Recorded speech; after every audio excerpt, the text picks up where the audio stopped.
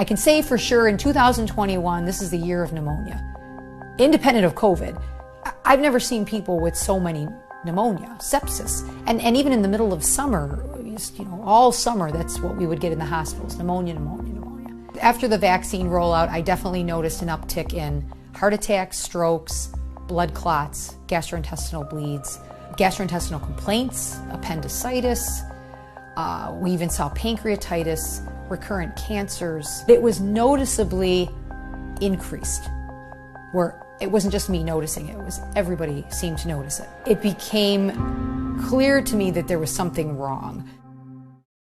I knew nothing of VAERS, the Vaccine Adverse Event Reporting System. I didn't know about our responsibility to report. It was never even talked about when these vaccines were rolled out. I mean, you'd hear it in the news here and there, but there was never this push to make sure providers were made aware that if you're getting patients in the hospital with issues, these issues, whatever, that here, you got to go to this website and start reporting and start paying attention to stuff. That was never educated to us at all.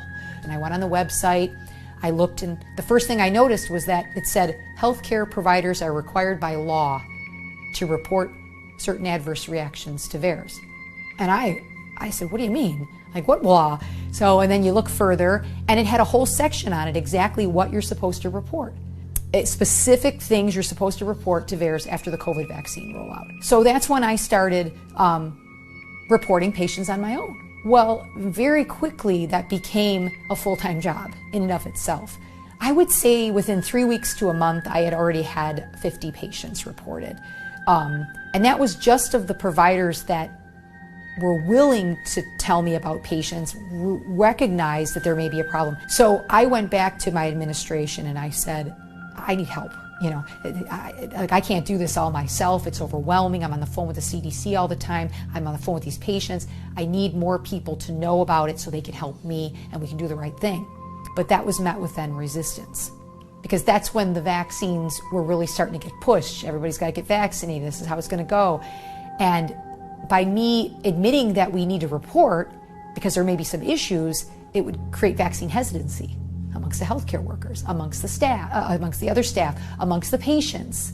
Well, that's when things changed, because I wouldn't be quiet about it. And what I did was I put envelopes in our emergency room and told many of the providers, hey, if you get a patient that comes in and they just got their vaccine, or you think something might be related in any way, go ahead and put their demographics in the envelope, and then I'll take care of it and call the patient and get the report done. Thinking it was only going to be a few reports a week.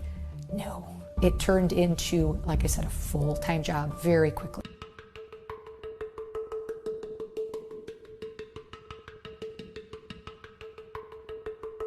Why are we not wanting to report this? I don't know that it's a matter of not wanting to report it. I think the position the system has taken is that each provider has a responsibility to report on their own patients. But if the providers aren't provided education on what we're supposed to be reporting and the importance of such, how do they know to do it? But I believe the providers should educate themselves when they're dealing with patients related to COVID vaccination. They don't even realize that these are specifically the conditions that we're supposed to be reporting to VAERS. Yeah, so when we had a ton of them, I mean, we get thrombocytopenia, blood clots.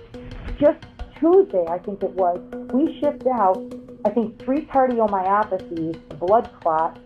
We got a guy on the floor, and well, he just died, I just pronounced him a second ago, who got his shot, and literally 2 weeks later, the guy ends up with cancer blown out of nowhere, a portal vein thrombus,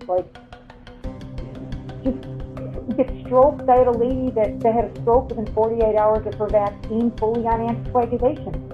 I had a lady have a bilateral PE, and she was on Eliquis after her vaccination. I know these are things that are reportable.